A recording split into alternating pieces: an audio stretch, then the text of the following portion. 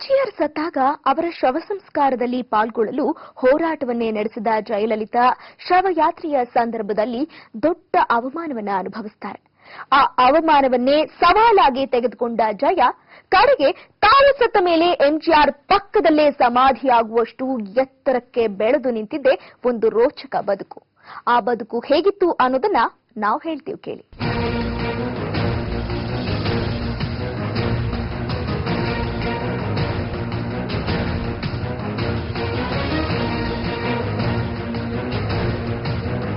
ಅದು ಎಂಜಿಆರ್ ಶವಯಾತ್ರೆಯ ಗಳಿಗೆ. ಅಲ್ಲಿ ಶವವಿಟ್ಟ ವಾಹನವೇರಿ ಹೂವಿನ ಹಾರವನ್ನ ಹಾಕಿದ್ದ ಜೆಆರ್ ಅನ್ನ ಅದರಿಂದ ಕೆಳಗಿಳಿಸಲಾಗುತ್ತೆ. ಸರಿ, ಅದರ ಜೊತೆಗೆ ಇದ್ದ ವಾಹನವನ್ನೇರಲು ಜಯ ಮುಂದಾಗ್ತಾರೆ. ಒಂದಿಬ್ರು ಅವರನ್ನ ವಾಹನ ಏರಲು ಸಹಕರಿಸ್ತಿರ್ತಾರೆ ಕಣ್ರಿ. ಆದ್ರೆ ಅದೇ ವೇಳೆಗೆ ಅವರನ್ನ ಕೆಳಕ್ಕೆಳೆದು ಬೀಳಿಸಲಾಗುತ್ತೆ.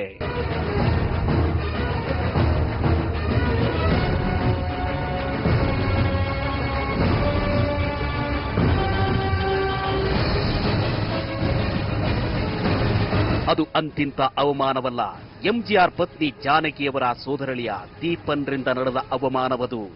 ಆಗ ಜೆಆರಿಗೆ ಗಾಯಗಳಾದವು. ಪದಗಳಲ್ಲಿ ಹೇಳಲಾರದ ರೀತಿಯಲ್ಲಿ ಜಯ ಮನಸ್ಸಿಗೆ ಆಘಾತವಾದವು.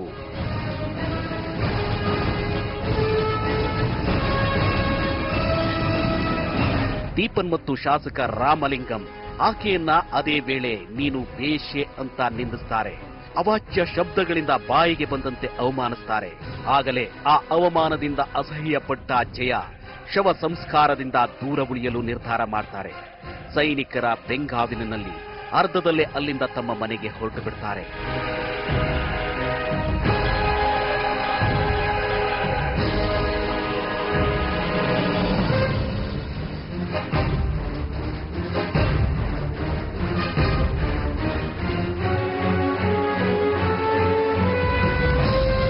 ಜಯಾಗಾದ ಅವಮಾನದ ಸುದ್ದಿ ಕಾಡುಗಿಚ್ಚಿನಂತೆ ಹರಡಿ ಪಕ್ಷದ ಕಾರ್ಯಕರ್ತರ ಕಣ್ಣನ್ನ ಕೆಂಪಾಗಿಸಿ ಬಿಡುತ್ತೆ. ಕಾರ್ಯಕರ್ತರಷ್ಟೇ ಅಲ್ಲದೆ ಶಾಸಕರು, ಸಚಿವರ ತಂಡೆ ಜಯಾರ ಮನೆ ಮುಂದೆ ಧಾವಿಸಿ ಬರುತ್ತೆ.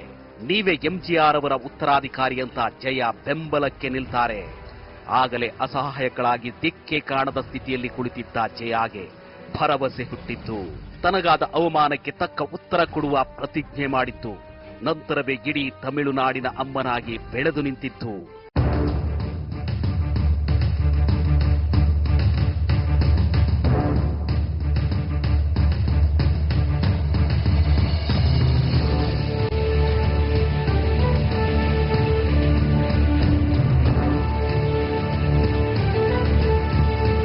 ಇಲ್ಲಿ ನಿಮಗೆ ಇನ್ನೊಂದು ಸಂಗತಿಯನ್ನ ಹೇಳಲೇಬೇಕು ಕಣ್ರಿ. ಆಗಿನ್ನು ಎಂಜಿಆರ್ ಬದುಕಿರ್ತಾರೆ, ಆದ್ರೆ ಕಟ್ಟಕಡೆಯ ದಿನಗಳನ್ನ ಆಸ್ಪತ್ರೆಯಲ್ಲಿ ಕಳಿತಿರ್ತಾರೆ.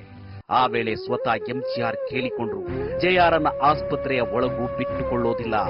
ಎಂಜಿಆರ್ಗೆ ಜಯ ಮೇಲೆ ಸಿಟ್ಟು ಬರುವ ರೀತಿಯಲ್ಲಿ ಇಲ್ಲಸಲ್ಲದ ಕತೆ ಕಟ್ಟಿ ಜೆಆರ್ನ ದೂರವೇ ಇಡೋ ಕುತಂತ್ರಗಳು ನಡೆದು ಹೋಗುತ್ತವೆ.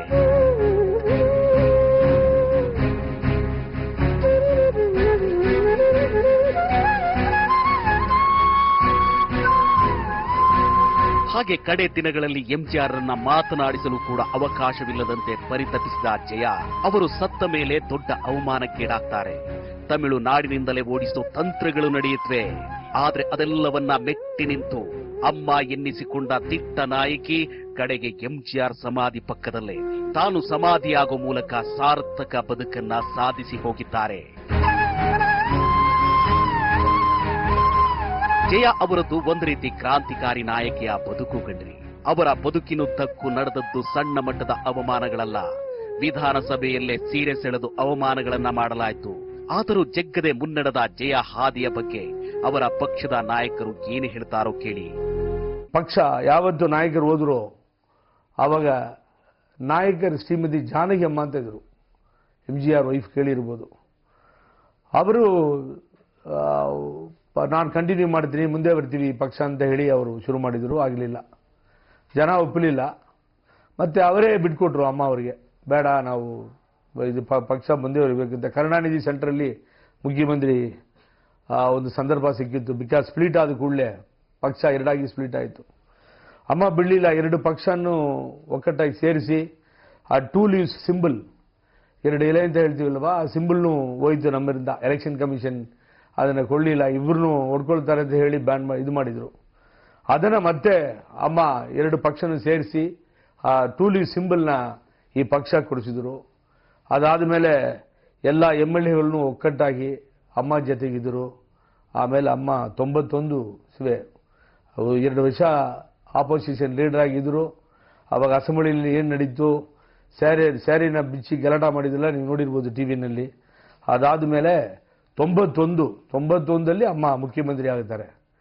ಮತ್ತು 91, 2011, ಆಮೇಲೆ 2016 ಆ ಒಂದೊಂದು ಬರ್ತಾ ಅದು ನೋಡಿದ್ರೆ ನಿಮ್ಗೆ ಗೊತ್ತಾಗುತ್ತಿದೆ. ಒಂದೊಂದು ಎಲೆಕ್ಷನ್ನು ಒಂದೊಂದು ಸಾರಿನೂ ಈ ಥರ ಆಗಿ 2016 ಕಂಟಿನ್ಯೂಸ್ ಆಗಿ 4th ಟೈಮ್. ಒಂದು ಸಾರಿ ಕರುಣಾನಿಧಿ, ಒಂದು ಸಾರಿ ನಾವು DMK ADMK ಅಂತ ಇತ್ತು. ಆದರೆ ಈ ಸಾರಿ ಅದರಲ್ಲಿನೂ ಫುಲ್ಲಿ ಸಕ್ಸೀಡ್ ಅಂತ ಹೇಳ್ಬೋದು. ಅದರಲ್ಲಿ ವಿನ್ ಆಗಿ 6 ಬಾರಿ CM ತಗೊಂಡ್ರು. ಸ್ವೀಕಾರ 6 ಸಾರಿ ತಗೊಂಡಿದ್ದಾರೆ ಅಮ್ಮ ಅವರು. ಬಟ್ 2 ಸಾರಿ ಈ ಕೇಸುಗಳಿಂದ 2 ಸಾರಿ ಆಯಿತು. ಸೊ ಇದೇ ಚರಿತ್ರ. ಅದು ಮಾತ್ರ ಇಲ್ಲ, ಈ ಪಕ್ಷ ಯಾವ ಲೆವೆಲ್ಗೆ ಹೋಗಿತ್ತು ಅಂದರೆ ಫಸ್ಟ್ ಟೈಮು 37 MP ಗೆದ್ದರು ತಮಿಳುನಾಡಲ್ಲಿ. 39 MPs, 37 MPs ಗೆಲುವು. ಇದು ಅಮ್ಮ ಅವ್ರ ಕೈನಲ್ಲಿನೇ ಸಾಧ್ಯ, ಬೇರೆ ಯಾರ ಕೈನಲ್ಲಿನೇ ಆಗಲ್ಲ. ಅಲಯನ್ಸ್ ಎಲ್ಲ ಏನಿಲ್ಲ, ಅಲಯನ್ಸ್ ಎಲ್ಲ ಬಿಟ್ಬಿಟ್ಟಿವಿ. ಲಾಸ್ಟ್ ಎಲೆಕ್ಷನಲ್ಲಿ ಕಂಪ್ಲೀಟ್ ಅಲಯನ್ಸ್ ನಿಲ್ಲು, ವಿಜಯಕಾಂತ್ ಬೇಡ, ಯಾರು ಬೇಡ ಅಂತ ಹೇಳಿ ಒಂದೇ ಡಿಸಿಷನ್ ತಗೊಂಡ್ರು. ಈ ಎಲೆಕ್ಷನಲ್ಲಿ ಕಂಟಿನ್ಯೂಸ್ ವಿನ್.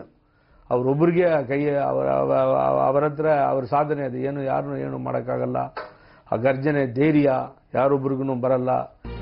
ಎಲ್ಲ ಏರಿಳಿತಗಳ ನಡುವೆ ಅವಮಾನಗಳನ್ನ ಮೆಟ್ಟಿ ನಿಂತು ಸತತ 4 ಬಾರಿ ಮುಖ್ಯಮಂತ್ರಿಯಾಗಿ ತಮಿಳುನಾಡನ್ನ ಆಳಿದ ಜೆಯಾರ ಸಾಧನೆಯ ಹಿಂದೆ ಇದ್ದದ್ದು ಅವರಿಗಿದ್ದ ಬಡವರ ಬಗೆಗಿನ ಅಪಾರ ಕಾಳಜಿ ಮತ್ತು ಪ್ರೀತಿ. ಅದಕ್ಕೆ ಅವರು ಜಾರಿಗೆ ತಂದ ಬಡ ಜನರ ಪರವಾದ ಯೋಜನೆಗಳೇ ಸಾಕ್ಷಿ. ಸುಮಾರು ಸ್ಕೀಮ್ಗಳು ಯಾರ ಕೈನಲ್ಲಿನೂ ಅದು ಮಾಡೋಕ್ಕೆ ಸಾಧ್ಯನೇ ಇಲ್ಲ. ಸುಮಾರು ಚೀಫ್ ಮಿನಿಸ್ಟರ್ ಒಪ್ಕೊಂಡಿದ್ದಾರೆ, ಇದು ಮಾಡೋಕ್ಕೆ ಬರಲ್ಲ, ಕಷ್ಟ ಆಗುತ್ತದೆ ಅಂತ ಹೇಳಿ. ಯಾಕೆಂದರೆ ಈ ಸ್ಕೀಮೆಲ್ಲ ನೋಡಿದ್ರೆ ನೀವು ತುಂಬ ಕಷ್ಟ ಆಗುತ್ತಿದೆ. ಅಕ್ಕಿ 20 kg 30 kg ಸುಮಾರು ಒಂದು 5-6 ವರ್ಷವಾಗಿ ಕಂಟಿನ್ಯೂಸ್ ಆಗಿ ನಡೀತಾ ಇದೆ, ಕೊಡ್ತಾನೆ ಇದ್ದಾರೆ. ಮತ್ತು ಲ್ಯಾಪ್ಟಾಪ್ ಮಕ್ಕಳಿಗೆ. ಅದಾದ ಮೇಲೆ ಮದುವೆ ಆದರೆ 50,000 ರೂಪಾಯಿ, ಚಿನ್ನ 8 ಗ್ರಾಮ್. ಅಮ್ಮ ಹೋಟೆಲ್ ಅಂತ ಹೋಗಿ ಸುಮಾರು ನಮ್ಮ ಮಿನಿಸ್ಟ್ರಿಗಳು ನಮ್ಮ ಕರ್ನಾಟಕದಿಂದ ಹೋದರು, ನೋಡ್ಕೊಂಡು ಬಂದಿದ್ದಾರೆ ಅವರು. ಬಟ್ ಅವ್ರ ಕೈಯಲ್ಲಿ ಸಾಧ್ಯನೇ ಆಗಿಲ್ಲ. ಯಾಕೆಂತ ಕೇಳಿದ್ರು ನನ್ನ ಹತ್ರ, ಕಾರಣನೇ ಬೇರೆ. ಅವರು ಫಂಡೇ ಇಲ್ಲ. But it is running, successfully running. ಇನ್ನು ಕೂಡ ಅವರು ಸತ್ರು ಹೋದ್ರು ಅಂತ ನ್ಯೂಸ್ ಬಂದು, ಸುದ್ದಿ ಬಂದು, ಇದನ್ನು ಕ್ಲೋಸ್ ಮಾಡಲಿಲ್ಲ ನಾವು. ಅಮ್ಮ ಹೋಟೆಲ್ ನಡೀತಾನೆ ಇತ್ತು. ಯಾಕೆಂದರೆ ಸುಮಾರು ಬಡವರು ಅದರಿಂದ ನಮಗೆ ತೊಂದರೆ ಆಗಬಾರದು ಅಂತ ಹೇಳಿ ಅದನ್ನು ಮಾಡಿದರು. ಏನಂದರೆ ಅವ್ರ ಮನಸ್ಸಲ್ಲಿ ಏನು ಬರುತ್ತಿದೋ ಅದು ಯಾರಾಗಿರಲಿ, ಪ್ರಧಾನಿಯಾಗಿರಲಿ, ಕೇಂದ್ರ ಸರ್ಕಾರ ಆಗಿರಲಿ, ಯಾವ ಬೆನಿಫಿಟ್ ಬರಲಿ ಕೇರೆ ಮಾಡಲ್ಲ ಈ ಲೀಡರು. ಎದುರಾಕೊಂಡು ತಪ್ಪು ಅಂದರೆ ತಪ್ಪೇ. ಮುನ್ನವರ ಹಾಸ್ಪಿಟ್ಲ್ನಲ್ಲಿ ಇರುವಾಗ ಈ 500 ರೂಪೀಸ್ 1000 ರೂಪೀಸ್ ಇಶ್ಯೂ ಬಂತು. ಅದು ನಾವು ಆಪೋಸಿಷನ್ ತಪ್ಪು, ಇದು ಸ್ಕೀಮ್ ಒಳ್ಳೆ ಸ್ಕೀಮ್ ಅಂತ ಹೇಳ್ತಾ ಇದ್ದಾರೆ. ಬಟ್ ಯಾವ ಮಟ್ಟಕ್ಕಿಂತ ಗೊತ್ತಿಲ್ಲ. ಬಟ್ 1000 ರೂಪೀಸ್ 500 ರೂಪೀಸಿಂದ ಈ ಜನಸಂಖ್ಯೆ ರೋಡಲ್ಲಿ ಸಾಯ್ತಾ ಇದ್ದಾರೆ, ಕಷ್ಟ ಆಗುತ್ತದೆ ಅಂತ ಹೇಳಿ ನಾವು ಪ್ರೊಟೆಸ್ಟ್ ಮಾಡಿದ್ದೀವಿ. ಅಲ್ಲಿ ನಮ್ಮ ಜೊತೆಗೆ BJP ಹೊಂದಾಣಿಕೆ ಚೆನ್ನಾಗಿದ್ದರೂ ಕೂಡ ಅದು ಒಪ್ಪಲಿಲ್ಲ. ಅಮ್ಮ ಆಸ್ಪತ್ರೆಯಿಂದ ಬೇಡ, ನಮಗೆ ತೊಂದರೆ ಆಗಬಾರ್ದು, ಅದಲ್ಲಿ ಏಮ್ ಆಗಿದ್ರು ಅವರು.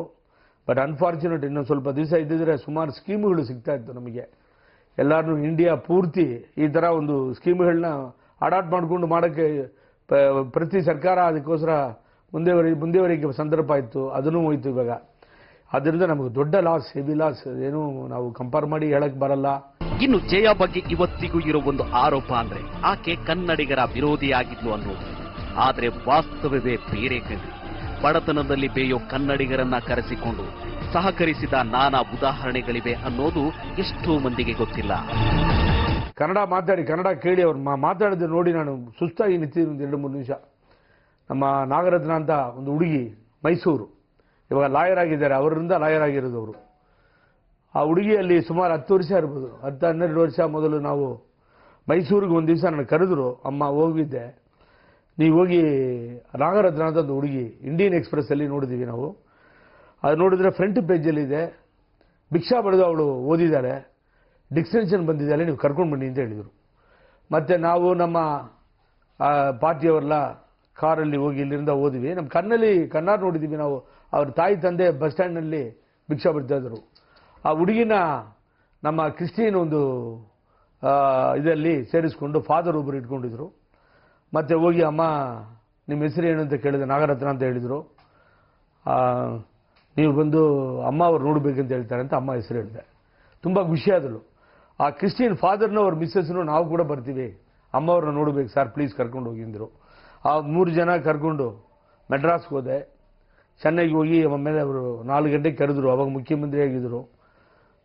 ಕರೆಸ್ಕೊಂಡ್ರು. ಹೋದೆ, ಮಾತಾಡಿ ಹೋದರೆ ಮತ್ತೆ ಒಂದು 1 ಲ್ಯಾಕ್ ರೂಪೀಸ್, ಇವಾಗ ಇಲ್ಲ ಸುಮಾರು 10-12 ವರ್ಷ ಮೊದಲು 1 ಲ್ಯಾಕ್ ರೂಪೀಸ್ ಕ್ಯಾಶ್ ಕೊಟ್ಟರು ಆ ಹುಡುಗಿ ಹತ್ರ. ಕೊಟ್ಟು ಏನು ಮಾಡಿದ್ರು, ಏನಮ್ಮ ಸೌಗಿಮಾ ಇರ್ಗ್ಯಾ ನಲ್ಲಾ ಇರ್ಗ್ಯಾ. ಈ ಹುಡುಗಿಗೆ ತಮಿಳ್ ಕನ್ನಡ ಬಿಟ್ಟರೆ ತಮಿಳ್ ಬರೋದೇ ಇಲ್ಲ. ನಾನು ಹೇಳಿದೆ ಅವ್ರಿಗೆ ಬೇರೆ ಭಾಷೆ ಬರಲ್ಲಮ್ಮ, ಕನ್ನಡದವರು ಕನ್ನಡ ಬರುತ್ತೆ ಅಂತ. ನಾನು ಮಾತಾಡ್ತೀನಿ ಬಿಡಿ ಅಂತ ಹೇಳಿ ನಾಗರತ್ನ ಅಂತ ಹೇಳಿ ಶುರು ಮಾಡಿದ್ರು. ಯಾಕೆ ಓದಿದ್ದೀರಾ ನೀವು, ಯಾಕೆ ಈ ಕಷ್ಟದಲ್ಲಿ ಇಷ್ಟು ಕಷ್ಟ ಬಿದ್ದು ಓದಿದ್ದೀರಾ ನೀವು ಅಂತ ಕೇಳಿದ್ರು. ಕನ್ನಡದಲ್ಲಿ ಶುರು ಆಯಿತು. ನಾನು ಫಸ್ಟ್ ಟೈಮು ಕನ್ನಡ ಇಷ್ಟೊಂದು ಚೆನ್ನಾಗಿ ಮಾತಾಡ್ತಾರೆ ಅಂತ ನನಗೆ ಐ ನೆವರ್. ಮಾತಾಡಿದ್ರೆ ಆ ಹುಡುಗಿ ಸುಸ್ತಾಗಿ ನಿಂತಿದ್ದಾಳೆ ನೋಡಿ. ಇನ್ನು ಜಯ ಎದುರಿಸಿದ್ದು ಕರುಣಾನಿಧಿಯೊಂದಿಗಿನ ದೊಡ್ಡ ಸಮರವನ್ನ. ಹಲವು ಬಾರಿ ಜೈಲಿಗಟ್ಟಿದ್ದ ಕರುಣಾನಿಧಿಯನ್ನು ಜೈಲಲ್ಲಿ ಕೂರಿಸಿದ ದಿಟ್ಟ ನಾಯಕಿ ಜಯಲಲಿತಾ ತಮ್ಮ ಪಕ್ಷ ಅಧಿಕಾರಕ್ಕೆ ಬಂದು ತಾವೇ ಮುಖ್ಯಮಂತ್ರಿಯಾದರೂ ರಾಜಧರ್ಮವನ್ನ ಮರೆಯದೆ ನ್ಯಾಯಾಲಯಕ್ಕೆ ಬೆಲೆ ಕೊಟ್ಟ ನಾಯಕಿ ಅಂದರೂ ತಪ್ಪಿಲ್ಲ. ಅಮ್ಮ ಮೇಲೆ ಕೇಸ್ ಕರುಣಾನಿಧಿ ಹಾಕ್ಸಿರೋದು 1996 ಪೀರಿಯಡ್ ಅಲ್ಲಿ ಕರುಣಾನಿಧಿ ಕೇಸ್ ಹಾಕಿ ಜೈಲಿಗೆ ಕಳಿಸಿದ್ರು. 2001ರಲ್ಲಿ ಅಖಿಲ ಭಾರತ ಅಣ್ಣಾ ಟೀಮ್ಗೆ ಆಡಳಕ್ಕೆ ಮತ್ತೆ ಸಂದರ್ಭ ಕೊಟ್ಟರು. ಜನಸಂಖ್ಯೆ ತಮಿಳುನಾಡಿನಲ್ಲಿ ರೂಲಿಂಗ್ ಆಯಿತು. ಅಮ್ಮ ಮನಸ್ಸು ಮಾಡಿದ್ರೆ ಕ್ಯಾಬಿನೆಟ್ ಡಿಸಿಷನ್ ತಗೊಂಡು ಕೇಸಿನ ವಜಾ ಮಾಡಬಹುದಾಯಿತು. ನಾವೆಲ್ಲ ಹೇಳಿದ್ವಿ ಎಲ್ಲಾರನ್ನು, ಬೇಡಮ್ಮ ನೀವು ಚೀಫ್ ಮಿನಿಸ್ಟರ್ ಇಲ್ಲ ಸೆಂಟ್ರಲ್ಲಿ. ಆ ಟ್ಯಾಕ್ಸಿ ಕೇಸ್ಗಳಿಂದ ಪ್ರಾಬ್ಲಮ್ ಆಯಿತು. ಬೇರೆ ಯಾರೋ ಚೀಫ್ ಮಿನಿಸ್ಟರ್ ಇದ್ದಾರೆ, ಕೈ ಕಾಲಿಗೆ ಬಿದ್ದು ಕೇಳಿದ್ದೀವಿ, ಬೇಡ ನೀವು ವಜಾ ಮಾಡ್ಕೊಳ್ತೀವಿ. ಕರುಣಾನಿಧಿ ಆಗಿರೋದು ಸುಳ್ಳು ಕೇಸ್ ಅಂತ ಹೇಳ್ತೀವಿ, ನಾವು ಯಾಕೆ ಕೇಸನ್ನ ಫೇಸ್ ಮಾಡಬೇಕಂತ. ಆವಾಗ ಹೇಳಿದ್ರು ಆಗದೇ ಇಲ್ಲ, ನ್ಯಾಯಾಲಯದಲ್ಲಿ ಇದೆ ಅದು ನಾವು ವಾಪಸ್ ತಗೊಳಕ್ಕೆ ಹೋದರೆ ಇವರು ಸರ್ಕಾರದ ಜನಸಂಖ್ಯೆ ಓಟ್ ಹಾಕಿದ್ರು, ಅದು ಮೂಲಕ ನೋಡಿ ಈ ಥರ ಕೆಲಸ ಮಾಡಿದ್ದಾರೆ ಅಂತ ಹೇಳಿ ಆಗಲ್ಲ ಅಂತ ಹೇಳಿದರು. ಕೋರ್ಟಲ್ಲಿ ಅದನ್ನು ಅಕ್ಯೂಟಲ್ಲಿ ತಗೋವರಿಗೆ ತೊಂದರೆವಾಯಿತು. ಜೈಲಿಗೆ ಹೋದ್ರು, ಕ್ಯಾರೆ ಮಾಡಲಿಲ್ಲ.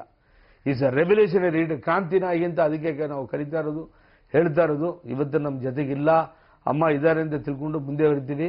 ಈ ಪಕ್ಷ ಮುಂದೆ ಬರುತ್ತಿದೆ. ಎಸ್, ಕ್ರಾಂತಿಕಾರಿ ನಾಯಕಿ ಜಯಲಲಿತಾ ಇನ್ನಿಲ್ಲ. ಯಾವ ಎಂಜಿಆರ್ ಶವ ಸಂಸ್ಕಾರಕ್ಕೆ ಅವರನ್ನ ಬರದಂತೆ ತಡೆದು ಅವಮಾನ ಮಾಡಿದ್ರು, ಅದೇ ಎಂಜಿಆರ್ ಸಮಾಧಿಯ ಪಕ್ಕದಲ್ಲೇ ಈಗ ಜಯ ಮಲಗಿದ್ದಾರೆ. ಎಂಜಿಆರ್ನಿಂದ ದೂರ ಮಾಡಲು ನಡೆದ ಸಾಹಸಗಳ ನಡುವೆ ಈಗ ಸಮಾಧಿ ಜಾಗದಲ್ಲಿ ಒಂದಾಗೋ ಅವಕಾಶ ಕಲ್ಪಿಸಿಕೊಂಡಿದ್ದು ಒಂದು ದಂತಕಥೆಯನ್ನೇ ತಮಿಳುನಾಡಿನಲ್ಲಿ ತೆರೆದಿಟ್ಟಿದೆ.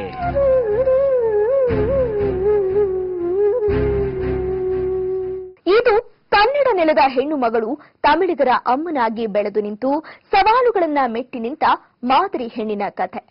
ಜಯಲಲಿತಾರ ಸಮಾಜ ಸೇವೆಯ ತುಡಿತ ಮತ್ತು ಅವರ ಆ ಹಾದಿ ಎಲ್ಲ ರಾಜಕೀಯ ನಾಯಕರಿಗೂ ಆದರ್ಶವಾಗಲಿ ಅಂತ ಹೇಳ್ತಾ ಇವತ್ತಿನ ಜನಶ್ರೀ ಫೋಕಸ್ ಅನ್ನ ಮುಗಿಸ್ತಾ ಇದ್ದೀನಿ.